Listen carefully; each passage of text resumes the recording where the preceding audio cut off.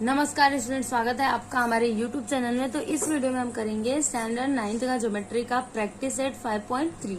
लेकिन practice set को start करने से पहले कुछ बेसिक है जो हम समझ लेते हैं। जैसे देखिए, यहाँ पर हम देखेंगे कि रेक्टेंगल क्या होता है और इसकी प्रॉपर्टीज कौन कौन सी हैं। ठीक है, तो देखिए यहाँ पर क्या लिखा है, if all angles of a quadrilateral are right angles it is called a rectangle. मतलब कोई क्वाड्रिलेटरल है, अगर उसके सभी एंगल्स राइट एंगल्स हैं तो फिर वो क्वाड्रिलेटरल क्या हो जाएगा, रेक्टेंगल हो जाएगा। जैसे यहाँ पर आप देख सकते हैं, ये जो क्वाड्रिलेटरल है ए बी सी डी, देखिए इसके सभी एंगल्स कितने डिग्री के हैं, 90 डिग्री के हैं, है ना। It means this is a rectangle. अब हम प्रॉपर्टीज देख लेते हैं। तो देखिए यहाँ पे फर्स्ट प्रॉपर्टी क्या है, opposite sides of a rectangle are congruent. मतलब जो रेक्टेंगल होता है उसके अपोजिट साइड्स क्या होते हैं, कॉन्ग्रुएंट होते हैं। मतलब A B is equal to क्या होगा, डी सी होगा, और A D is equal to क्या होगा, बी सी होगा। फिर यहाँ पे थर्ड प्रॉपर्टी है, diagonals of a rectangle bisect each other. मतलब रेक्टेंगल के जो डायगोनल्स होते हैं वो क्या करते हैं, एक दूसरे को बाइसेक्ट करते हैं। जैसे सपोज करिए कि यहाँ पे ये जो दोनों डायगोनल्स है ये यहाँ पर इंटरसेक्ट कर रहे हैं पॉइंट ओ पर। ठीक है, तो बाइसेक्ट करने का मतलब क्या हुआ, B O is equal to क्या हो जाएगा, डी ओ। वैसे ही A O is equal to क्या हो जाएगा, सी ओ। ठीक है, तो ये है प्रॉपर्टी रेक्टेंगल की। अब हम नेक्स्ट देखेंगे रोम्बस। ठीक है, तो रोम्बस क्या होता है, देखिए यहाँ पर क्या लिखा है, if all sides of a quadrilateral are of equal length it means congruent it is called a rhombus. मतलब वो क्वाड्रिलेटरल जिसके सभी साइड्स क्या हो, इक्वल, मतलब कॉन्ग्रुएंट हो, उस क्वाड्रिलेटरल को हम क्या कहेंगे, रोम्बस। ठीक है, अभी इसकी प्रॉपर्टीज कौन कौन सी हैं, देखिए क्या लिखा है यहाँ पर, opposite angles are congruent. Rhombus में क्या होता है, जो अपोजिट एंगल्स होते हैं वो क्या होते हैं, कॉन्ग्रुएंट होते हैं। जैसे angle P is equal to क्या हो जाएगा, angle R, angle Q is equal to क्या हो जाएगा, एंगल एस। फिर यहाँ पर नेक्स्ट प्रॉपर्टी है, diagonals bisect opposite angles of a rhombus. मतलब जैसे देखिए यहाँ पे एंगल पी है, यहाँ पे आर है, और ये हो गया डायगोनल। तो ये डायगोनल क्या करेगा, इस एंगल पी को 2 इक्वल पार्ट्स में डिवाइड कर देगा, और ये जो ये डायगोनल है ये क्या करेगा, एंगल आर को 2 इक्वल पार्ट्स में डिवाइड कर देगा। जैसे सपोज करिए कि ये एंगल है 50 डिग्री का। ठीक है, तो इतना कितने डिग्री का हो जाएगा, 25 डिग्री का, और इतना हो जाएगा 25 डिग्री का। ठीक है, फिर यहाँ पर नेक्स्ट है, diagonals bisect each other and they are perpendicular to each other. अभी रोम्बस में क्या होता है, जो डायगोनल्स है वो क्या करते हैं, बाइसेक्ट करते हैं एक दूसरे को।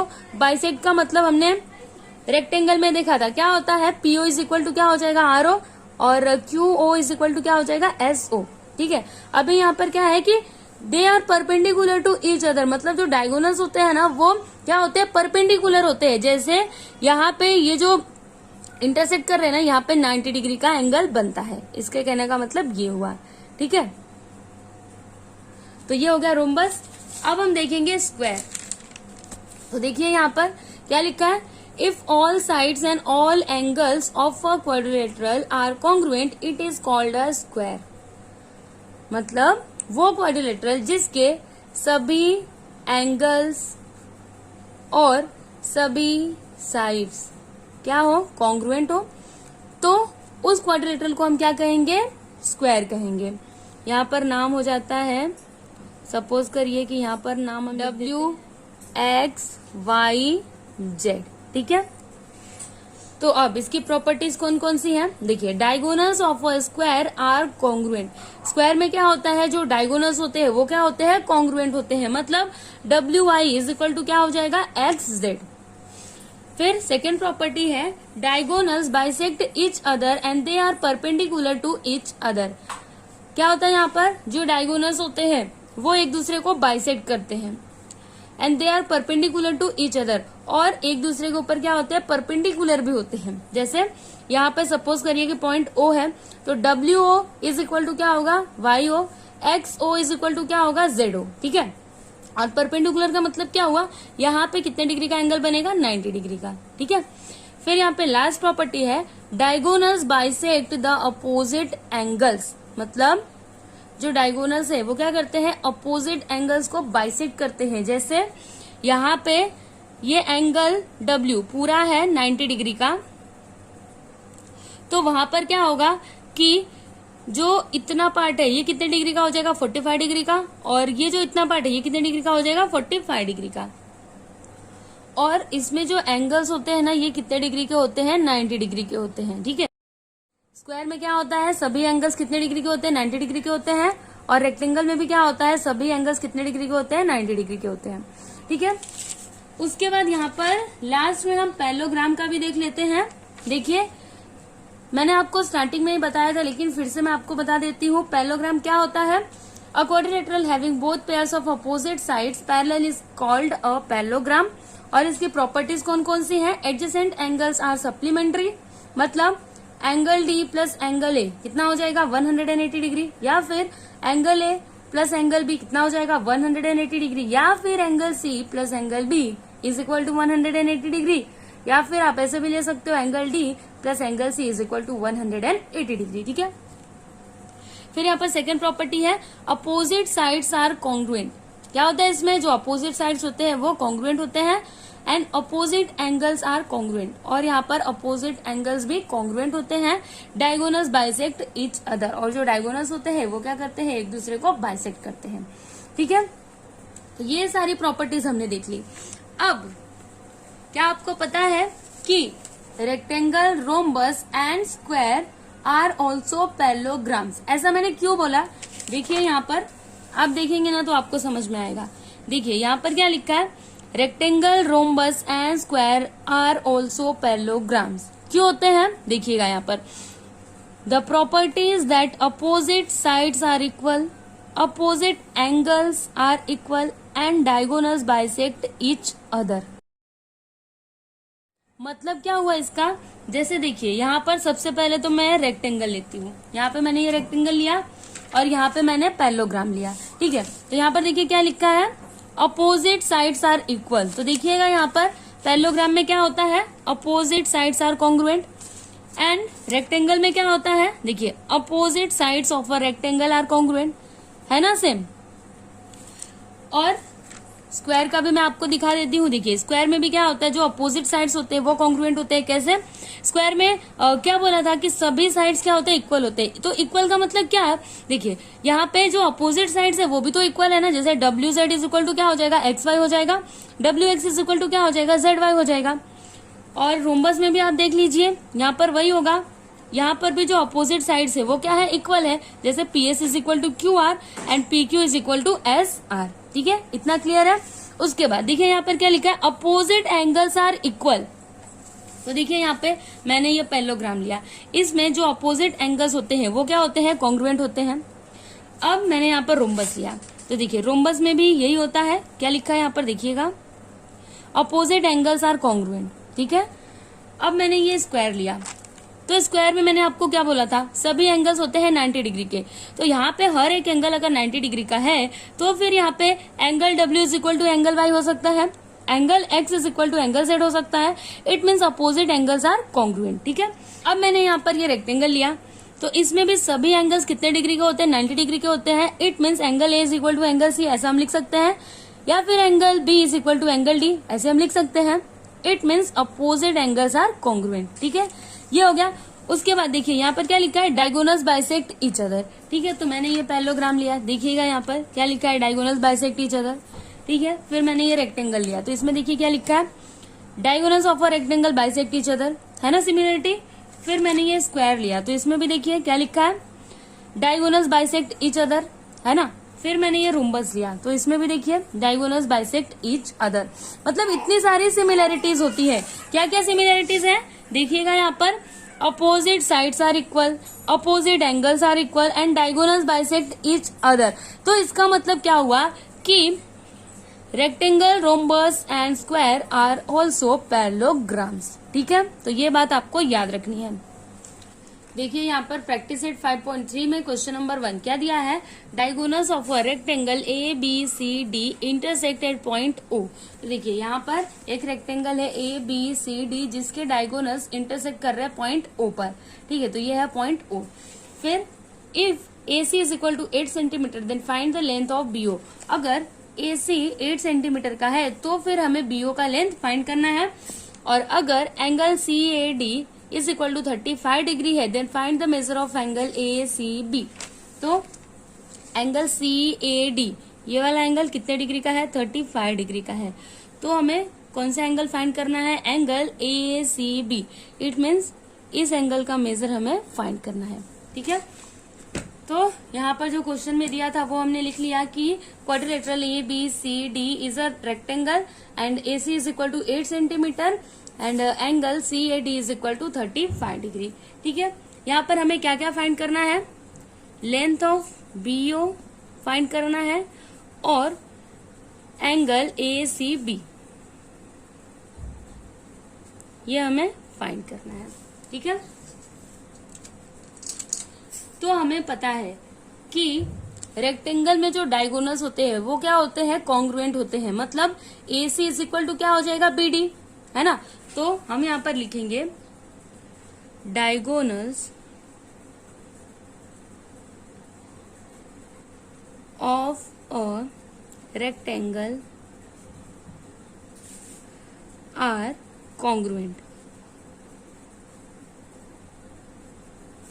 सो therefore B D is equal to क्या हो जाएगा, ए सी. मतलब यहाँ पर बी डी कितना हो जाएगा, 8 सेंटीमीटर.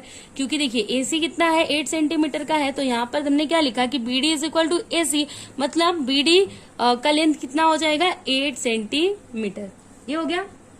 उसके बाद हमें पता है कि जो रेक्टेंगल होता है उसके डायगोनल्स क्या करते हैं, एक दूसरे को बाइसेक्ट करते हैं.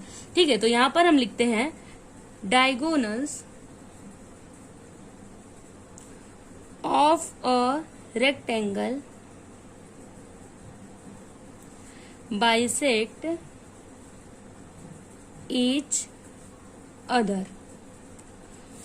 सो देयरफॉर बी ओ क्या हो जाएगा, देखिए B O is equal to half of B D, है ना. तो यहाँ पर B O is equal to 1/2 into B D कितना है, 8. तो 2 1 जा 2, 2 4 जा 8. मतलब यहाँ पर बी ओ आ गया 4 सेंटीमीटर. तो यहाँ पर हम लिख देते हैं therefore length of B O is equal to 4 centimetre. तो देखिए हमने यहाँ पर बी ओ फाइंड कर लिया. अब हमें क्या फाइंड करना है, एंगल ए सी बी. ठीक है, अभी देखिए यहाँ पर हम ऐसे लिख सकते हैं कि A D parallel to B C. क्यों, क्योंकि देखिए हमें पता है, मैंने आपको स्टार्टिंग में ही बताया था कि जो रेक्टेंगल होता है वो पैरेललोग्राम भी होता है. मैंने आपको बताया था ना. यहाँ पर देखिए एक बार मैं आपको फिर से दिखाती हूँ. यहाँ पर मैंने आपको बताया था कि rectangle, rhombus and square are also parallelograms. तो पैरेललोग्राम में क्या होता है, जो अपोजिट साइड्स होते हैं वो क्या होते हैं, पैरेलल होते हैं. इट मीन्स यहाँ पर हम लिख सकते हैं कि A D parallel to B C, है ना.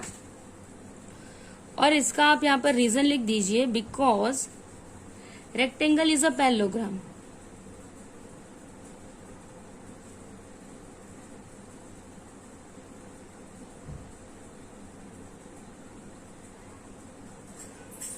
ठीक है, तो यहाँ पर ए डी पैरेलल है किसके, बी सी के. तो ए सी क्या हो जाएगा, ट्रांसवर्सल. तो यहाँ पर हम लिखते हैं and seg A C is a transversal.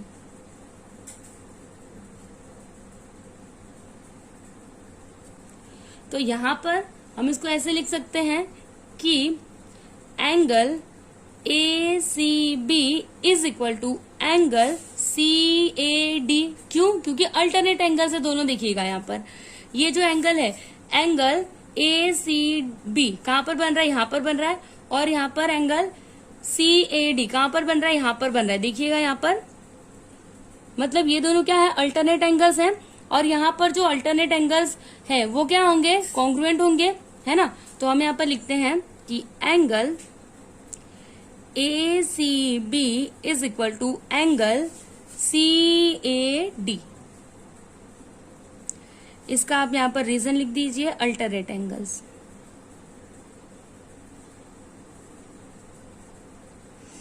ठीक है, तो यहाँ पर angle ACB is equal to क्या हो जाएगा, एंगल CAD कितना है, 35 डिग्री। देखिए यहाँ पर, तो यहाँ पर हम लिख देते हैं 35 डिग्री। ठीक है, तो देखिए क्वेश्चन में हमें क्या बोला था, लेंथ ऑफ BO यहाँ पर हमने फाइंड कर लिया, और एंगल ACB ये देखिए यहाँ पर हमने फाइंड कर लिया, है ना। तो हमारा आंसर आ गया।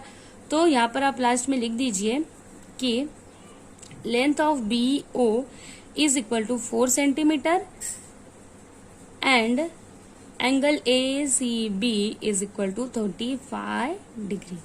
ठीक है, तो यहाँ पर हमने क्वेश्चन नंबर 1 कंप्लीट किया।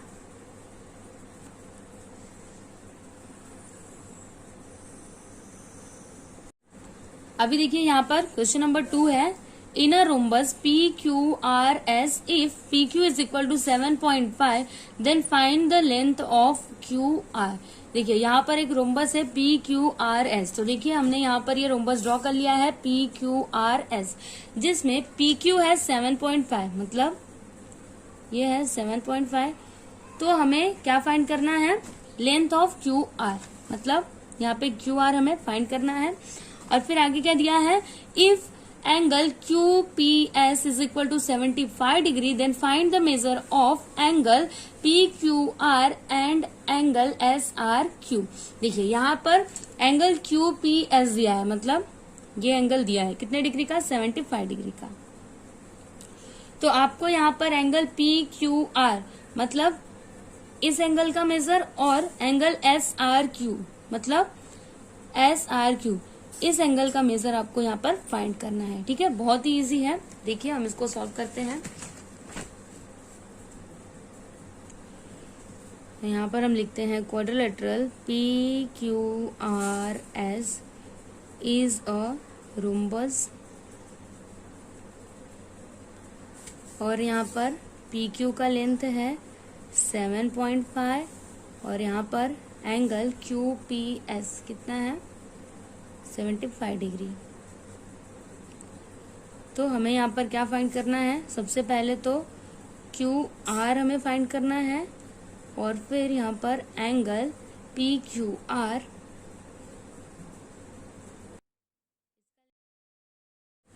और फिर यहाँ पर एंगल SRQ। ठीक है, तो हमें पता है कि जो रोम्बस होता है उसके सभी साइड्स क्या होते हैं, इक्वल होते हैं, है ना। तो अगर PQ 7.5 है तो फिर यहाँ पर QR भी कितना होगा, 7.5 होगा। तो हम यहाँ पर लिखते हैं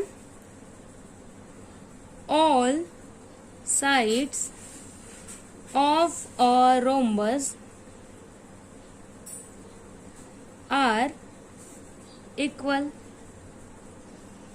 सो therefore PQ is equal to क्या हो जाएगा, QR, मतलब QR इज इक्वल टू क्या हो गया, 7.5। ठीक है, तो यहाँ पर हमने QR फाइंड कर लिया। अब देखिए मैंने आपको स्टार्टिंग में ही बताया था कि जो रोम्बस होता है वो पैरेललोग्राम भी होता है। ठीक है ना, तो हम यहाँ पर लिखते हैं a rhombus is also a parallelogram।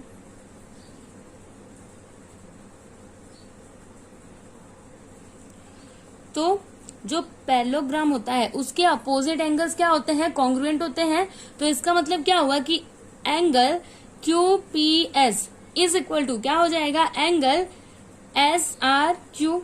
तो हम यहाँ पर लिखते हैं कि angle QPS is equal to angle SRQ। इसका हम यहाँ पर रीजन लिख देते हैं, opposite angles of a parallelogram are congruent. Opposite angles of a parallelogram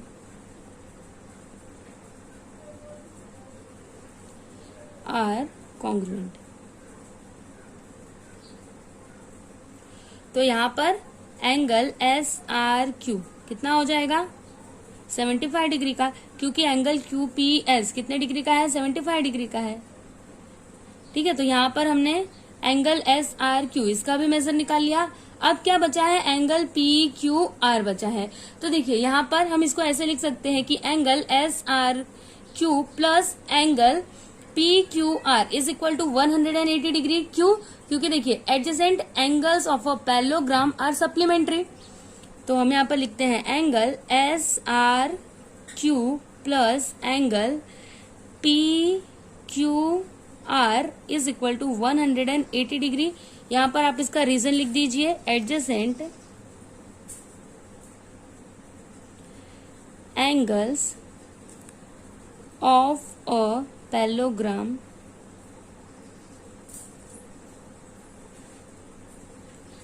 are supplementary.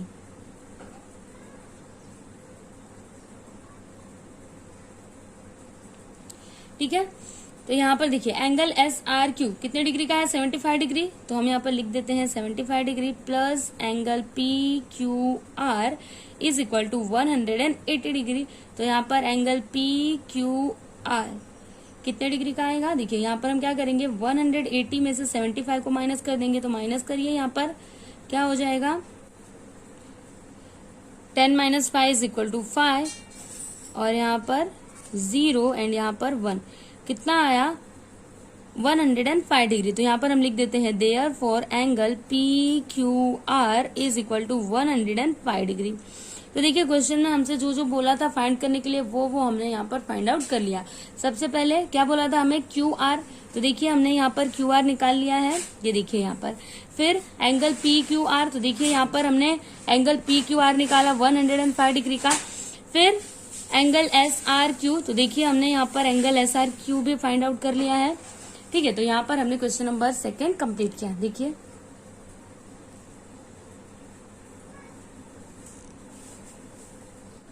अभी देखिए यहाँ पर क्वेश्चन नंबर 3 है, diagonals of a square I J K L intersects at point M, find the measures of angle I M J, angle J I K and angle L J के। तो देखिए यहाँ पर एक स्क्वायर है जिसका नाम है आई जे के एल, जिसके डायगोनल्स इंटरसेक्ट करते हैं पॉइंट एम पर। ठीक है, तो आपको यहाँ पर angle I M J, angle J I K और एंगल एल जे के, इन सभी एंगल्स के मेजर्स फाइंड आउट करने हैं। तो हमें पता है कि diagonals of a square are perpendicular bisector to each other. मतलब क्या हुआ इसका कि यहाँ पर जहां पे ये इंटरसेक्शन पॉइंट है ना, यहाँ पर कितने डिग्री का एंगल बनेगा 90 डिग्री का एंगल बनेगा। ठीक है, तो यहाँ पर देखिएगा सबसे पहले क्या पूछ रहा है एंगल आई एम जे। तो देखिए यहाँ पर एंगल आई एम जे मतलब ये वाला एंगल हो जाएगा। तो ये कितने डिग्री का है 90 डिग्री का है। क्यों? क्योंकि diagonals of a square are perpendicular bisector to each other. ठीक है, तो हम यहाँ पर लिखते हैं diagonals of a square are perpendicular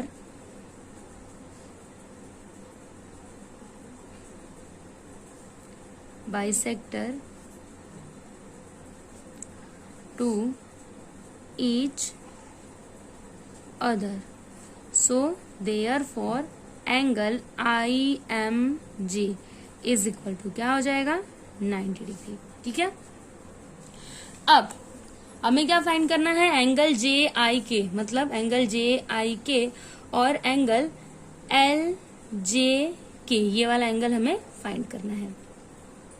हमें पता है कि जो स्क्वायर होता है उसके सभी एंगल्स कितने डिग्री के होते हैं 90 डिग्री के होते हैं, है ना। तो हम यहाँ पर लिखते हैं अ स्क्वायर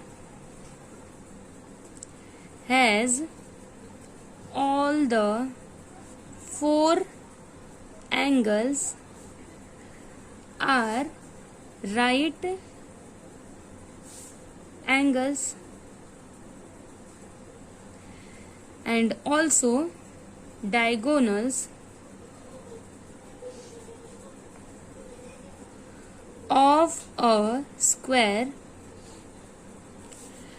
bisects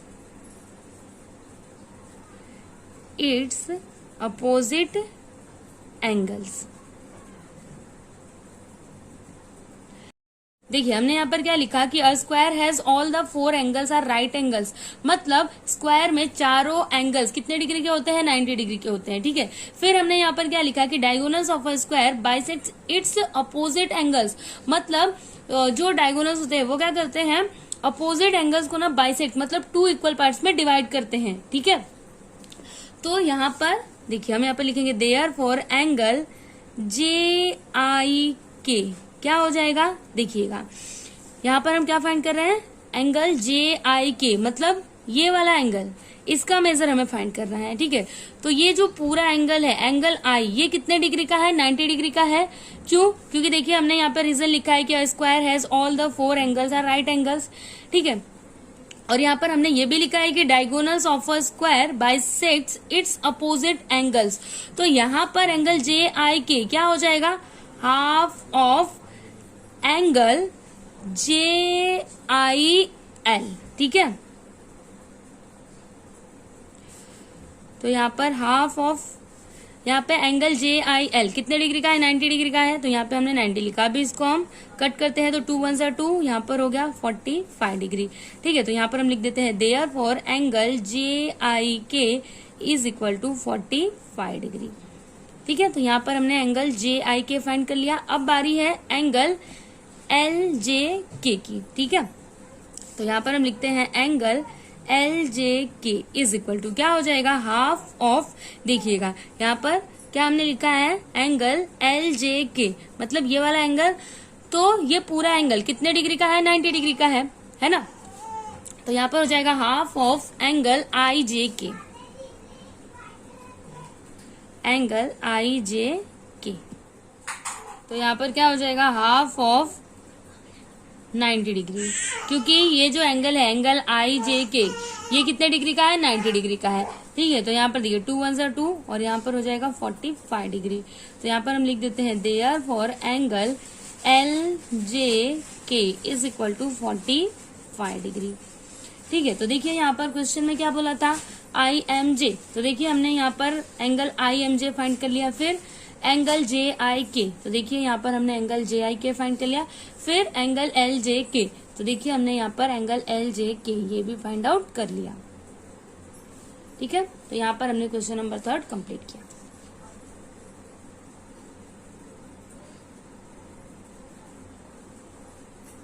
अभी देखिए यहाँ पर क्वेश्चन नंबर 4 है, diagonals of a rhombus are 20 centimetre and 21 centimetre respectively, then find the side of rhombus and its perimeter. देखिए यहाँ पर क्या दिया है कि एक रोम्बस है, देखिए जैसे यहाँ पर हमने ये रोम्बस ड्रॉ कर लिया है ABCD। ठीक है, हमने देखिए यहाँ पर क्या लिखा है कि suppose quadrilateral ABCD be the rhombus, और फिर यहाँ पर क्वेश्चन में क्या दिया है कि देखिए इसके डायगोनल्स, एक डायगोनल है 20 सेंटीमीटर का और दूसरा है 21 सेंटीमीटर का। ठीक है, तो देखिए हमने यहाँ पर AC को लिखा है 20 सेंटीमीटर, तो हम यहाँ पर लिख देते हैं AC is equal to 20 centimetre, और BD को हमने क्या लिखा है 21 सेंटीमीटर। ठीक है, तो आपको यहाँ पर क्या फाइंड करना है, देखिए क्या बोल रहा है फाइंड करने को, side of rhombus and its perimeter. ठीक है, तो हम यहाँ पर लिखेंगे diagonals of a rhombus are perpendicular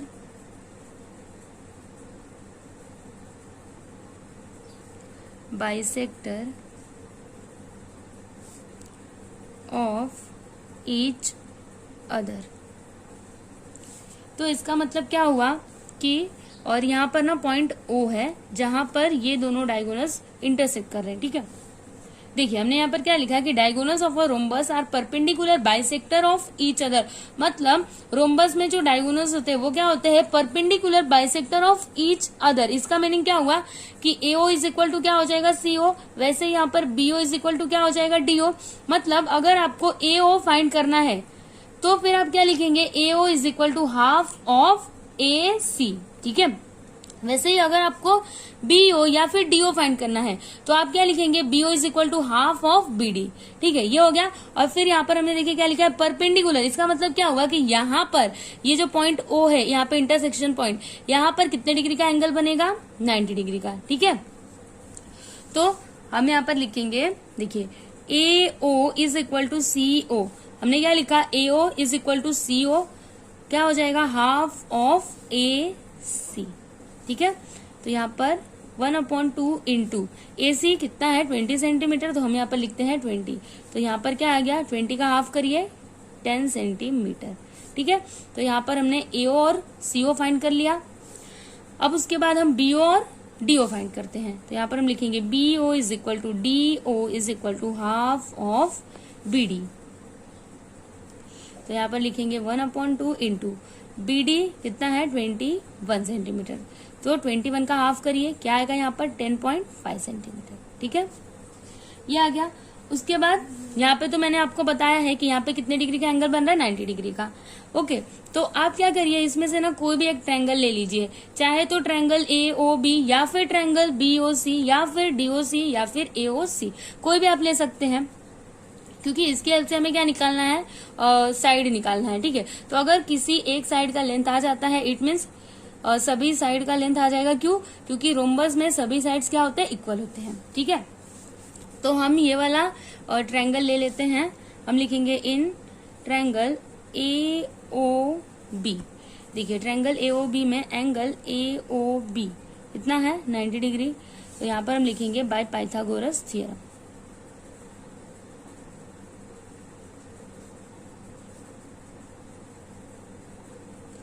तो क्या हो जाएगा यहाँ पर, A B square is equal to B O square plus A O square. ठीक है, तो ए बी तो हमें नहीं पता, उसको हम ऐसे रहने देते हैं। बी ओ कितना फाइंड किया हमने, 10.5 का स्क्वायर प्लस ए ओ कितना आया था, देखिए 10 सेंटीमीटर। तो अभी 10.5 का स्क्वायर करिए, क्या आएगा, 110.25 प्लस 10 का स्क्वायर क्या हो जाएगा, 100। ठीक है, अब यहाँ पर देखिए इसको हम ऐसे भी तो लिख सकते हैं ना कि 11025 अपॉन में 100, क्योंकि हमने क्या किया, इस पॉइंट को हटा दिया। ठीक है, और यहाँ पर प्लस 100। अब 11025 प्लस, देखिए यहाँ पे क्रॉस मल्टीप्लाई करेंगे तो यहाँ पर क्या हो जाएगा, 10000, मतलब यहाँ पर आ गया 10,000 अपॉन में 100। ठीक है, दोनों को अभी प्लस किया तो यहाँ पर 5, यहाँ पर 2, फिर 0, फिर यहाँ पर 1 और यहाँ पर 2 और अपॉन में 100। ठीक है, यहाँ पर क्या है, A B square is equal to, देखिए यहाँ पे ये 21,025 किसका स्क्वायर है, 145 का। तो इसको हम ऐसे लिख सकते हैं 145 का स्क्वायर। देखिए आपको ये समझ में नहीं आता है कि 145 कैसे आया, तो आप स्क्वायर रूट निकाल करके देख लीजिएगा, यही आएगा। ठीक है, फिर ये जो 100 है ये किसका स्क्वायर है, 10 का स्क्वायर है, तो हम इसको ऐसे लिख सकते हैं 10 का स्क्वायर। अभी दोनों को एक साथ कर देते हैं का स्क्वायर। ठीक है, तो अब हम क्या करते हैं, A B is equal to, अभी इस स्क्वायर को इधर करते हैं तो ये रूट में आ जाएगा 145 अपॉन 10 का स्क्वायर। तो देखिए ये रूट से ये स्क्वायर कैंसिल, मतलब यहाँ पर क्या आया, 145 अपॉन 10, इट मीन्स 14.5। ठीक है, तो यहाँ पर हम लिखते हैं therefore A B is equal to 14.5 centimetre. तो देखिए यहाँ पर ए बी आया 14.5 सेंटीमीटर। तो मैंने आपको क्या बोला था कि जो रोम्बस होता है उसके सभी साइड्स क्या होते हैं, इक्वल होते हैं। मतलब अगर ए बी 14.5 सेंटीमीटर का है तो फिर ए डी, डी सी और बी सी ये सभी साइड्स भी कितने सेंटीमीटर के होंगे, 14.5 सेंटीमीटर के होंगे, है ना। तो हम यहाँ पर लिख देते हैं A B is equal to B C is equal to D C is equal to A D is equal to 14.5 centimetre. ठीक है, तो यहाँ पर हमने सभी साइड्स की लेंथ लिख दी है। अब क्या पूछा था यहाँ पर कि पेरीमीटर भी पूछा था, ठीक है। तो पेरीमीटर क्या हो जाएगा, यहाँ पर देखिए कितने साइड्स है, 4 साइड्स है ना, 1 2 3 4। तो हम क्या करते हैं 4 इंटू साइड कर देते हैं, ठीक है। तो 4 इंटू साइड का लेंथ कितना है 14.5 सेंटीमीटर। तो अभी 4 5 20 कैरी आ जाएगा 2, 4 4 16 प्लस 2 18 का 8 कैरी आ गया 1, 4 1 4 प्लस 1 5 और यहाँ पर पॉइंट, मतलब पेरीमीटर कितना आया इज इक्वल टू 58 सेंटीमीटर, ठीक है। तो यहाँ पर हमने क्वेश्चन नंबर 4 कंप्लीट किया। देखिए